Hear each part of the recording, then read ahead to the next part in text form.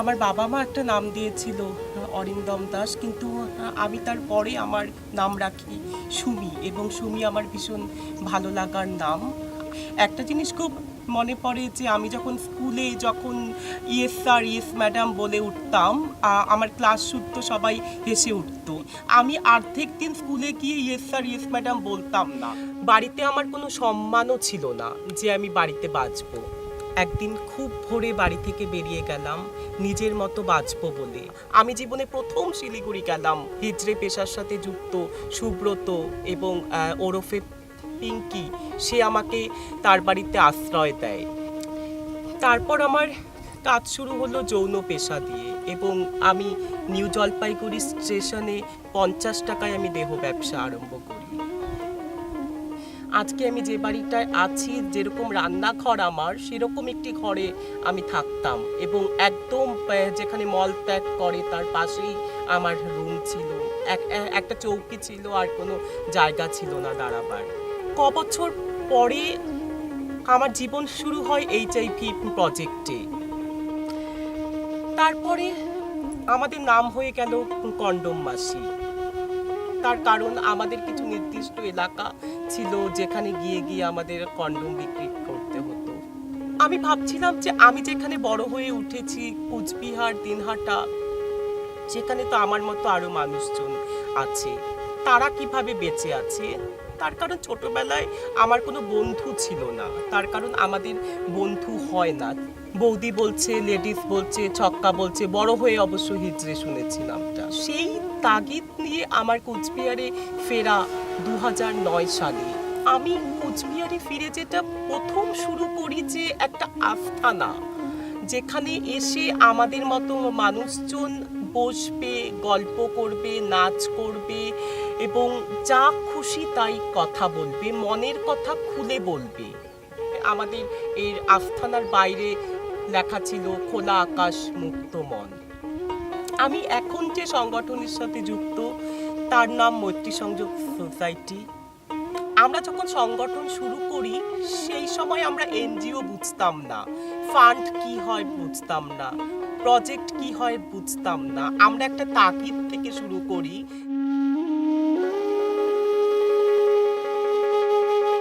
রূপান্তরকামী বা সমকামী বা মেলি পুরুষ প্রান্তিক লিঙ্গের মানুষদের আন্দোলন, দানা বাঁধা কতটা শক্ত ছিল, আজকে যখন আমরা ভাবি তখন সেটা বুঝতে পারি। আজকে কুচবিহারে দেখা গেছে যে অনেক সমকামী মানুষ বা মেলি পুরুষরা সেজে গুজে বেরোচ্ছে। এই যে সাজার সাহসটা পাচ্ছে, নাকে নথ পরার সাহস পাচ্ছে, গলায় হার পরার সাহস পাচ্ছে, এই সাহসটা কিন্তু আজ থেকে 15 বছর আগে আমাদের ছিল না। যে মানুষগুলো একটা সময় বাঁকা চোখে দেখেছে, যে মানুষগুলো রাস্তার পাশ দিয়ে হেঁটে গেলে কথা বলেনি, সেই মানুষগুলো আজকে আমাদের প্রোগ্রামে আসছে, বড় বড় ভাষণ দিচ্ছে। এটাই হয়তো আমাদের 10 বছরের অ্যাচিভমেন্ট।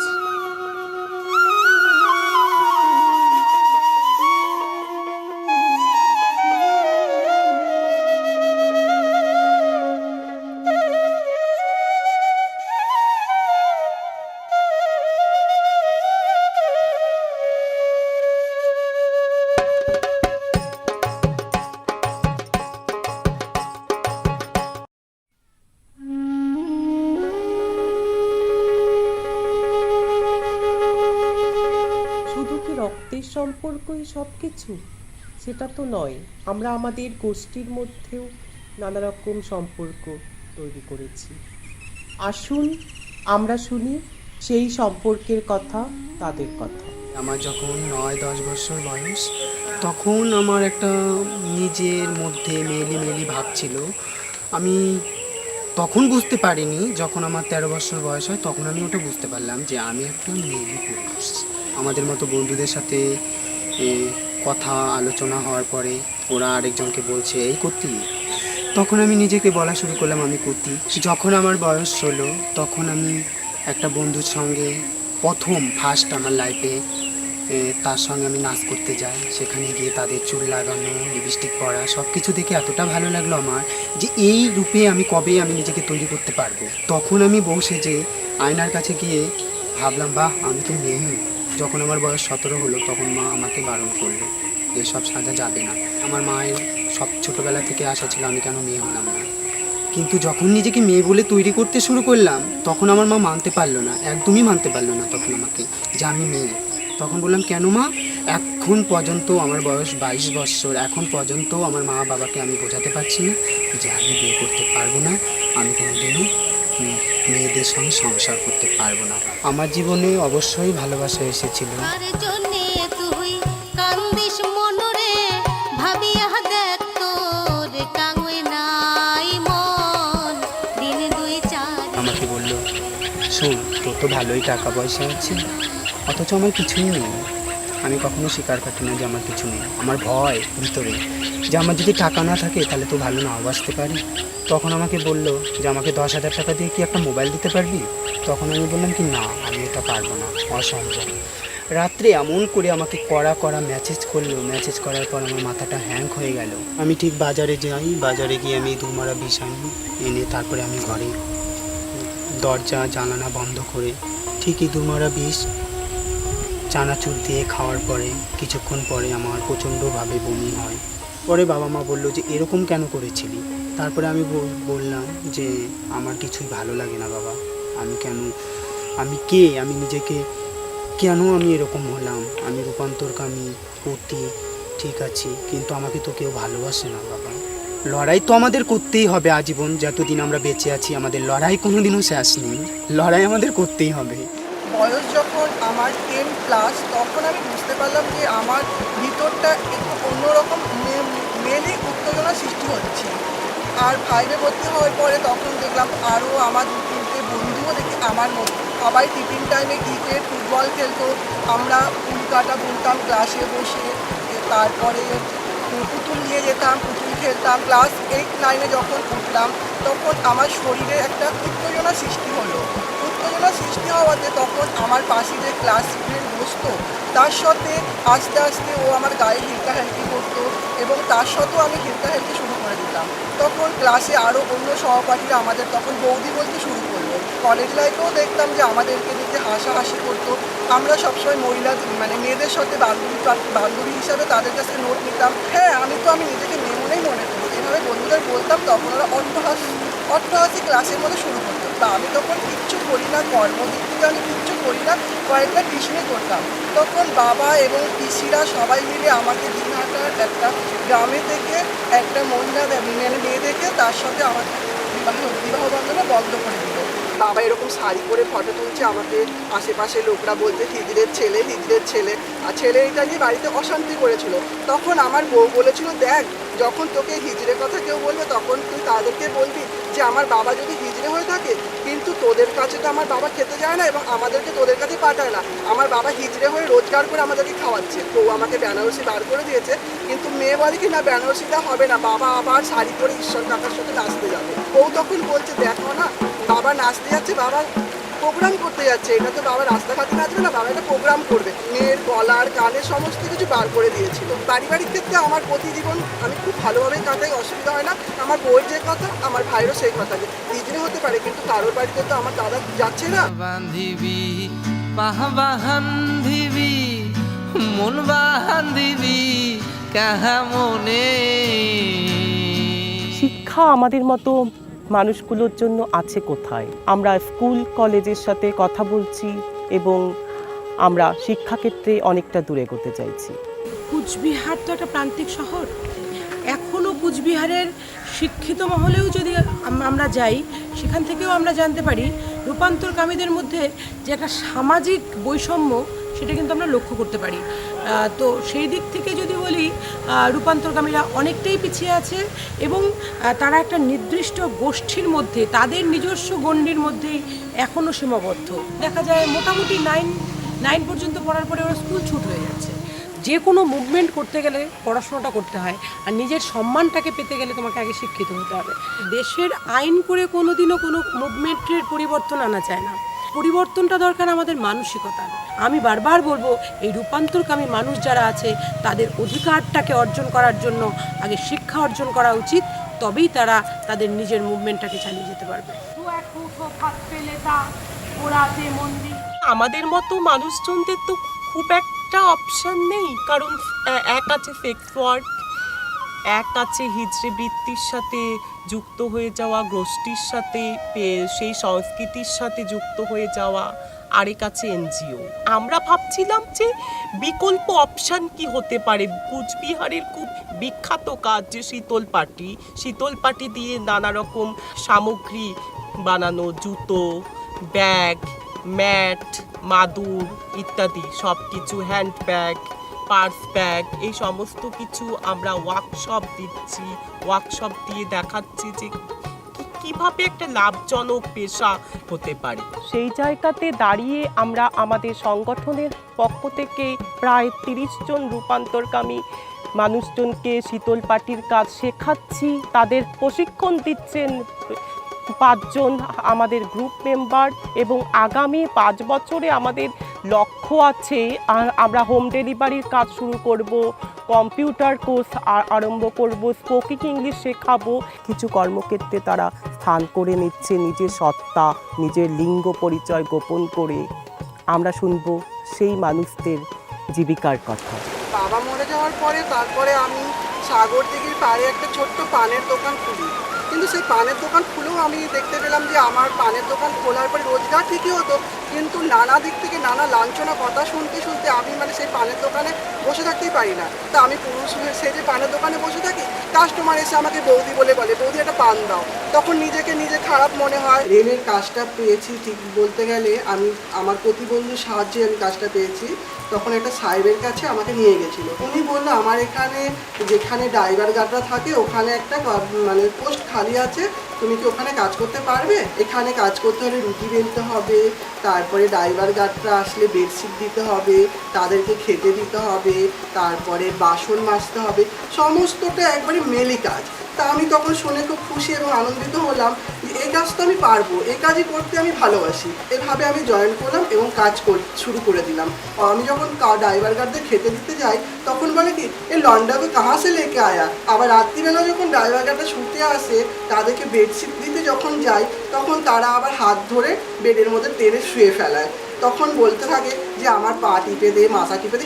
একদিন একটা সাহেব আমাকে বলছে যে এখানে কোনো হিজড়ে কাজ চলবে না। এভাবে বলার পরে আমি তখন ডিআরএম অফিসে একজন এসেছিল ফোরম্যান স্যার, তাকে বললাম দেখুন সাহেব হয়ে যদি আমাদেরকে এরকম হিজড়ে বলে থাকে তাহলে আমরা কী করে এখানে কাজ করবো, আমরা তো এখানে যোগ্যতা অনুযায়ী এসেছি। তখন সাহেব তখন বলছে ঠিক তুমি একদম ঠিক কথা বলেছো। আইআরসিটিতে কাজ করছি আমি 6 মাস হয়, সেখানে আমার পারিশ্রমিক বেতনটাও বেশি, এবং কিন্তু ওখানেও একই প্রবলেম, যেখানে আদার্স আরও ছেলেরা কাজ করে ওরা আমাকে দেখে বলতে থাকে, আমার পেছন দিকে থাপ্পড় মারতে থাকে, বলে কি শঙ্করদা তোমার সব বন্ধুগুলাই লেডিস এভাবে বলতে থাকে। কিন্তু ওখানে আমাদের যে আবার কন্ট্রাক্ট বেসিকে যে মালিক আছে সে আবার তাদেরকে বলে দিয়েছে যে শঙ্কর কাজ করলে শঙ্করকে কোনো রকম জ্বালা যন্ত্রণা এবং কোনো কিছু বলতে পারবি না, ওকে কিন্তু আমরা নিয়ে এসেছি। এভাবে তাদেরকে প্রতিবাদ করেছিল। আমি এই কাজটা করতেছি প্রায় 11 বছর 12 বছর বয়স তখন থেকেই আমি এই কাজটা করি। আর এই আমার বৌদি দিদিদের পাশে থেকে আমি এই কাজটা শিখি, তাদের পাটিতে বসে তাদের হাতে হাত ধরে আমাকে শিখিয়ে দেয় এই কাজটা। আমি এইভাবেই কাজটা করি। তোলার কাজটা ভীষণ পরিশ্রম, আর বোনার কাজটা একটু সহজ, বুনতে পরিশ্রমটা কম হয়, এই জন্য আমি মেয়েদের কাজটাই করি। আর আমার ভবিষ্যতে আরও আশা আছে যে বাইরে আরও যদি কোথাও যদি যেতে পারি, সেখানে গিয়েও যদি কিছু রোজগার করতে পারি এই শীতল পাটির কাজ নিয়ে গিয়ে, সেটাও ভাবছি। আমি জামদানি পারি না, অনেকে কলা গাছ বানাতে পারে, লুডুর ছক্কা, তারপরে হলো গাছা, আরও অনেক ডিজাইন আছে, যেসব ডিজাইন আমি এখনও শিখতে পারিনি। আমি যে 3 ঘন্টা কাজটা করি সেই কাজটা করাতে আমার মাসে প্রায় 8-9 হাজার টাকা মজুরি হয়। আগে করতাম মজুরি দিয়ে অন্যের পাটি বোনাতাম, কেননা আমার অনেক রকম সাজগোজ ঘোরাফেরার জন্য টাকা বাড়ি থেকে দিত না। আমি নিজেই মানুষের পাটি বানিয়ে নিজের টাকা নিজেই নিতাম। তারপরে বাড়ি থেকে বাবা বললো যে আমাদের কাজ করলে আমাদেরই পয়সাটা হবে, তো তুই আমাদের কাজই কর, আমি তোকে পয়সা দিব।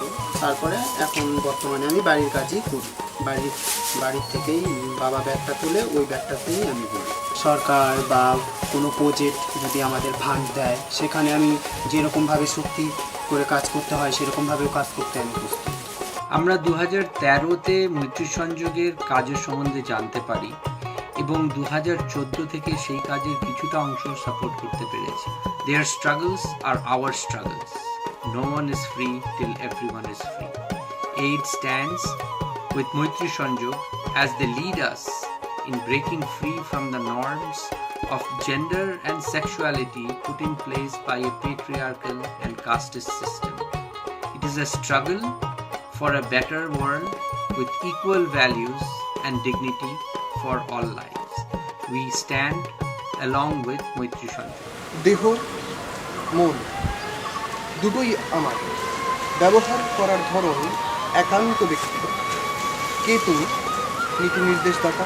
কবিতা, প্রবন্ধ, গল্প, বিভিন্ন ক্ষেত্রে, সাহিত্যের বিভিন্ন ক্ষেত্রে যেরকম এই বিষয়টি উঠে এসছে, ঠিক তেমনিভাবে উঠে এসছে নাটকে, এমনকি গান, এই বিভিন্ন ক্ষেত্রে সাহিত্যের বিভিন্ন অঙ্গন এবং সংস্কৃতির বিভিন্ন অঙ্গন এই বিষয়টি ছড়িয়ে পড়েছে এবং শিল্পীরা ব্যাপারটিকে পাবলিকলি আরও বেশি তুলে আনার চেষ্টা করছেন। যিনি এই বিষয় সম্পর্কে পুরোপুরি মুখ ঘুরিয়েছিলেন, তার মুখটা খানিকটা হলেও তো এই বিষয়ের দিকে আনা সম্ভব হতে পারে। নাটকে নাকি লোকশিক্ষে হয়। আমরা দেখেছি নানা সময় নানা রকম সংবাদ মাধ্যম, সিরিয়াল এবং সিনেমাতে রূপান্তরকামী মানুষ এবং মেয়েলি চরিত্রের মানুষদের নানা রকম হাস্যকরভাবে দেখানো হয়, কিন্তু এই উপস্থাপনা আর কতদিন? কুচবিহার ডিস্ট্রিক্টে যদি ধরা যায়, সেখানটাতে অনেক লোকজ উপাদান আছে, বিশ্বহরি পালা আছে, কুষাণ আছে, সাইটোল আছে, কাতি পুজো আছে। আমাদের এই নাটক অন্যরূপ যেটা, সেটা একটা লোকজ শিল্পকে তুলে ধরে। সেখানে একটা জায়গা এসছে যেখানটাতে একটি ছেলেকে মেয়ে সাজানো হচ্ছে, এবং যখন সে মেয়ে সাজছে, সে সম্পূর্ণভাবেই মেয়ে সেজে অভিনয়টা করছে। যারা ছোকরা সাজে তারা কিন্তু ছেলেরা মেয়ে সেজে অভিনয় করত, এবং সেটা অভিনয় করতে করতে তারা কিন্তু মনে প্রাণে একটা নারী হয়ে যেত। সুতরাং এটাও একটা এই শিল্পেরই একটা উপাদান মনে হয়েছে আমার। নাটকে, সিনেমাতে এই ধরনের থিম নিয়ে কাজ হচ্ছে, কিন্তু আরও কাজ হওয়া উচিত। সবসময় যে তাকে হাস্যরসের মাধ্যমে পরিবেশিত করতে হবে এমন তো কোনো মানে নেই। রূপান্তরকামী যারা মানুষ রয়েছেন তারাও এই সমাজ ব্যবস্থার মধ্যেই থাকতে চাচ্ছে না। সমাজ ব্যবস্থার মধ্যে থাকতে গেলে সংস্কৃতিকে বাদ দিয়ে আমরা তো সমাজটাকে কল্পনা করতে পারি না। তাদের ব্যাপারটাকে আরও সিরিয়াসলি তুলে ধরা যেতে পারে, এবং সেই ধরনের উদ্যোগের আমার মনে হয়েছে আরও প্রয়োজন আছে। মৈত্রীবার্তা উত্তরবঙ্গের একমাত্র পত্রিকা যারা রূপান্তরকামী প্রান্তিক মানুষদের অধিকারের কথা লিখছে, তাদের যৌনতার কথা লিখছে, তাদের বেঁচে থাকার কথা লিখছে। 2015 সাল প্রথম মৈত্রী বার্তা আমার কাছে আসে।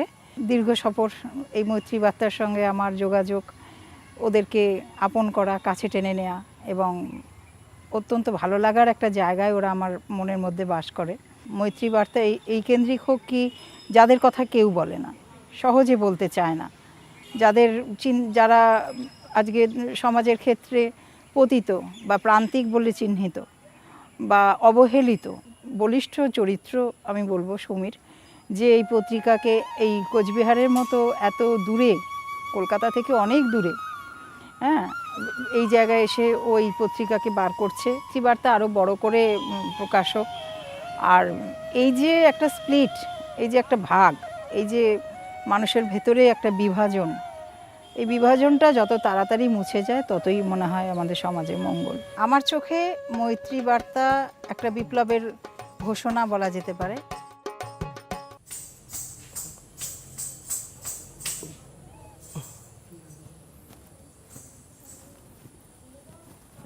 আমরা কথা বলছি নাচ নিয়ে। নাচ কিভাবে জীবিকা হতে পারে এই রূপান্তরকামী মানুষদের কাছে, কিন্তু নাচকে শুধুমাত্র জীবিকা হিসেবে দেখলে একটু ভুল হবে। তার কারণ আমাদের মতো রূপান্তরকামী মানুষ, প্রান্তিক মানুষদের জীবনে তারা নাচের মাধ্যমে তাদের নারী সত্তাকে প্রকাশ করে। আমরা কথা বলছি সেই সব মানুষদের সাথে যারা এই নাচের জগতে আছে এবং নাচ নিয়ে দীর্ঘদিন কাজ করছে। শরীর কাই चम्पेय गौरार्ध शरीर काय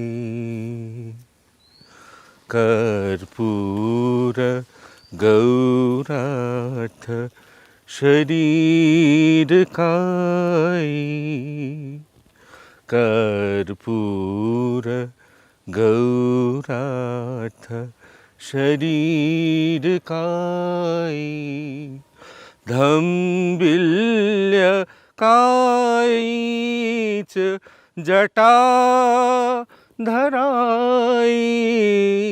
আমি বিশ্বাস করি মহিলারা আলাদা, পুরুষরা আলাদা, আমরা আলাদা। আমাদের ওপর মা, বাবা, দিদি, জামাইবাবু, পাড়া প্রতিবেশী, কর্মক্ষেত্র, স্কুল, বিদ্যাক্ষেত্র, মাসি, পিসি, মামা, কাকার অত্যাচারটা কোথার থেকে আসে? আমার কাজল পরা নিয়ে, গয়না পরা নিয়ে কিন্তু গ্রামবাসীদের খুব একটা মাথা ব্যথা নেই। হ্যাঁ, এটা আমার বিভিন্ন গ্রামে উত্তরবঙ্গে ঘুরে ঘুরে মনে হয়েছে। যেমন 7 কলোনিতে হিজড়া বাসা বেঁধে থাকে, এখানে রায়কোট পাড়ায় হিজড়া বাসা বেঁধে থাকে। ওই গ্রামাঞ্চলে খুব একটা কে শাড়ি পরছে, কে গয়না পরছে, কে মেলিভাবে হেঁটে গেল, তাতে খুব একটা যায় আসে না। হয়তো সেইভাবে আমার খাদ্য, বস্ত্র, বাসস্থানের অভাব খুব হওয়ার কথা ছিল না। আমার যৌনতার কারণে এবং আমার মেয়েলি স্বভাবের কারণে আমার মাঝে মাঝেই মনে হচ্ছে আমি নাথবতী, অনাথবৎ, এবং আমি অনাথ। আমার হয়ে বলবার কেউ নেই এবং আমাকে লড়াইটা বাড়িতেই লড়তে হবে। বাড়ির অত্যাচারটা অনেক অনেক বেশি। 2013 সালে আমি Rina study group for dance registration করাই এবং সেখানে আমি 24 আওয়ার্স আমার কমিউনিটির লোকেদের লেখাপড়া করানো, নাচ গান শেখানো, এগুলো কাজ 24 আওয়ার্স করতে থাকি।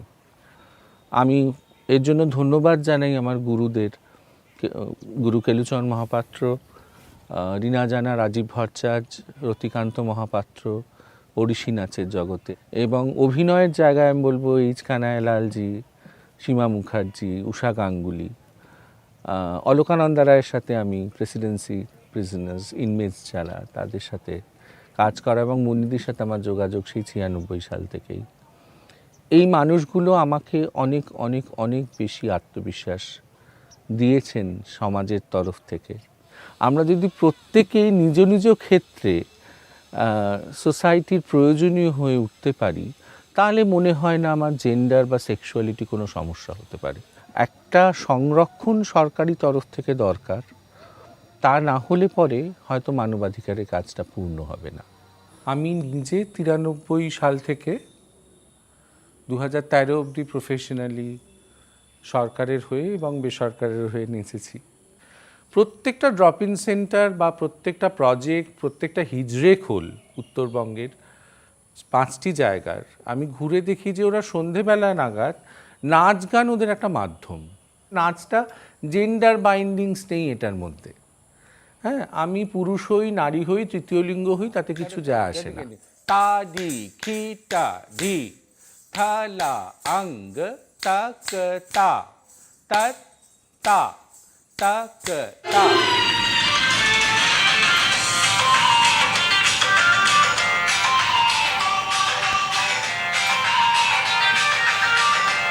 আমার নাম রাজদীপ ঘোষ। আমার নাম পায়েল। আমি জলপাইগুড়িতে এসসি কলেজে বাংলায় অনার্সে সেকেন্ড ইয়ারে পড়ি। আমার এইচএস কমপ্লিট। বাড়িতে পড়াশোনার একটু প্রবলেমই ছিল, টাকা পয়সার আর্থিক অবস্থা ছিল না সেরকম, গরিব, ঠিক আছে, এই জন্যই। নৃত্যশিল্পী একজন, 7 বছর ধরে ওডিসি শিখছি, আর এখন কাত্থাকও শিখি শিলিগুড়িতে। আমি প্রফেশনালি ডান্সার। বিয়ে বাড়িতে আর যে কোনো প্রোগ্রাম প্রফেশনালি, আর এইদিকে বাঙালি কোচবিহারের থেকে শুরু করে এদিকে তো করি লোকালে, তার মধ্যে আসাম, ইউপি, বিহার, এদিকে শিলিগুড়ি থেকে শুরু করে কলকাতা, সবখানেই করি। নাচটা করলে না কোথাও গিয়ে একটু হলেও মেলিপানাটা করতে পারি। বিভিন্ন ধরনের স্টেপ বা ভঙ্গিমা আছে, এটা মেয়েদের মতন হাবভাব করতে হয়। কিছু জায়গায় রাধা, কিছু জায়গায় দুর্গা, তো বিভিন্ন ধরনের মেয়েদের ক্যারেক্টারগুলো করতে হয় নাচের সময়। তো তাই আমরা বিভিন্ন ধরনের মেয়েকে খুঁজে পাই নাচের মধ্যে।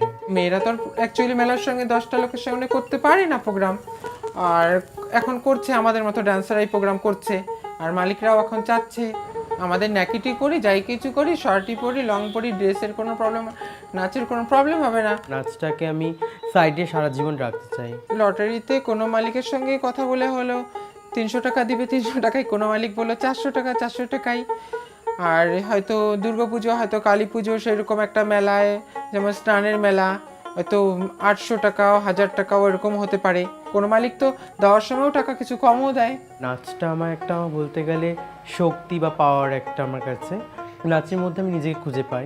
ইউপিতে অনেকটা ডিফিকাল্টি প্রবলেম হয়, টর্চারিং করার চেষ্টা করে, হ্যাঁ তোমাকে চলো ঘুরতে যাব অমুক সমুক, মালিককে হুমকি দেয়, পিস্তল দেখায় যে চলো তোমার ডান্সারকে নিয়ে যাব ঘোরাইতে। এইটা মজবুর, নিজের আর কি প্রফেশনালি ডান্স করি, তার মধ্যেও কিছু টাকা পয়সার জন্যই যাই, এইটাই।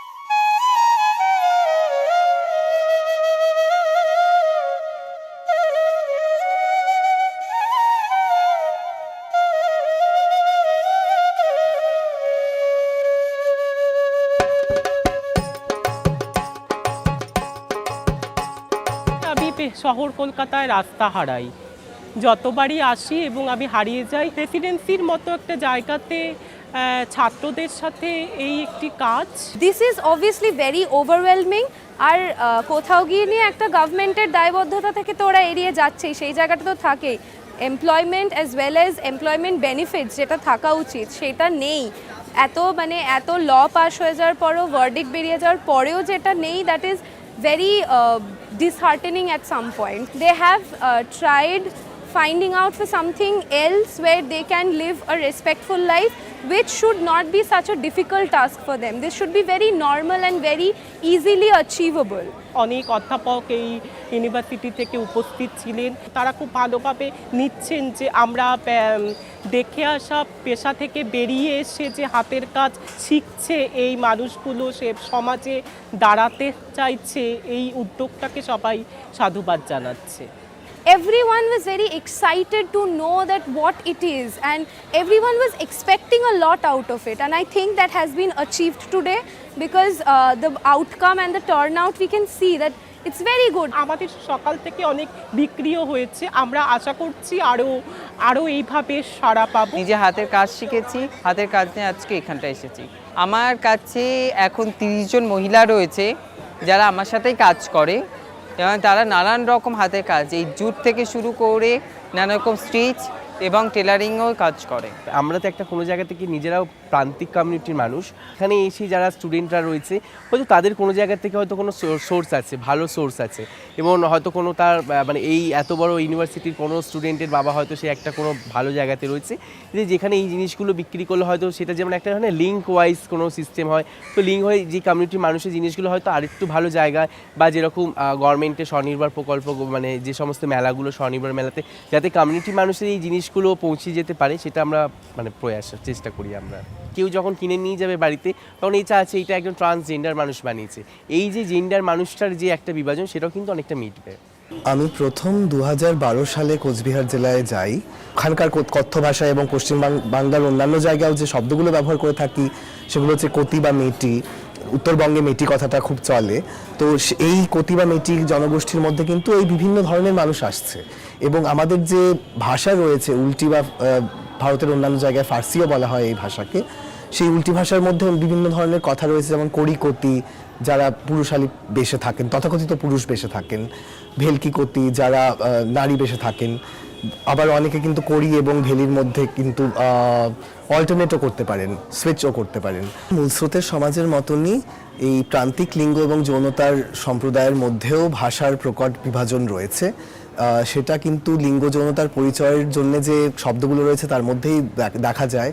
যেমন আপনি যদি শহুরে আন্দোলনের মধ্যে স্বীকৃতি চান বা জায়গা চান, তাহলে আপনাকে LGBTIQ ইত্যাদি এই শব্দগুলো ভালোভাবে মানে তথাকথিত সঠিকভাবে ব্যবহার করতে জানতে হবে। বিভিন্ন যে আন্দোলন রয়েছে, ভাষার স্বীকৃতির আন্দোলন, তারপরে দলিত আন্দোলন, বর্ণ বিভাজনের বিরুদ্ধে আন্দোলন, শ্রেণী বৈষম্যের বিরুদ্ধে আন্দোলন, সেগুলোর সাথে স্বাভাবিকভাবেই প্রান্তিক লিঙ্গ এবং যৌনতার সম্প্রদায়ের আন্দোলনেরও একটি যোগসূত্র আছে এবং থাকা উচিত, এবং সেটাই আমরা চেষ্টা করেছি কোচবিহার জেলাতে আরও বেশি করে গভীর করে তুলতে। তো এই যে বৈচিত্র্যটা, সেটা কিন্তু আমার কোচবিহার বেটি জনগোষ্ঠীর মধ্যে আমি দেখেছিলাম, এবং সেটা দেখে ভালো লেগেছিল যে এত ধরনের বিভিন্ন মানুষ একত্রিত হতে পেরেছেন এবং একে অপরকে নানাভাবে সমর্থন করছেন, সাপোর্ট করছেন তাদের যাত্রাপথে, তাদের স্ট্রাগলে।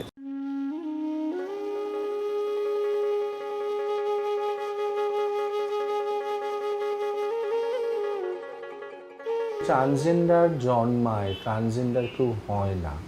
না ছেলে লিঙ্গ না মেয়ে লিঙ্গ, এই দুটোর মধ্যে একটাই পরিচয়, ছেলে বা মেয়ে, এ দুটোই বোঝে তারা, আর কিচ্ছু বোঝে না লিঙ্গ দেখে। আমরা তো কারো ক্ষতি করছি না, না আমরা তো আমাদের স্বাধীনতাটা চাচ্ছি। সরকারের কাছে আর কি এটাই আমার প্রার্থনা, এমন একটা সিস্টেমের মধ্যে আসুক যেখানে আমাদের কিছু ইজ্জত থাকবে, যেখানে আমাদের একটু মান সম্মানের মধ্যে 10টা লোক বা সবাই জানবে যে হ্যাঁ এরাও একটা মানুষ।